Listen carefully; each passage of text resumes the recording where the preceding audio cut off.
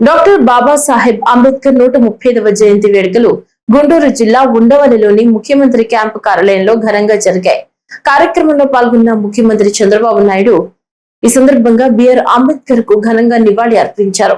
భారత రాజ్యాంగ నిర్మాత, సంఘ సంస్కర్త, భారతరత్న డాక్టర్ బాబాసాహెబ్ అంబేద్కర్ 135వ జయంతి సందర్భంగా ఘన నివాళి అర్పిస్తున్నారని, అంటరానితనంతో కుల వివక్షకు గురై కూడా ఉన్నత విద్యను అభ్యసించి దేశం గర్వించే అత్యున్నత స్థాయికి ఎదిగిన అంబేద్కర్ ఆదర్శప్రాయులని కొనియాడారు.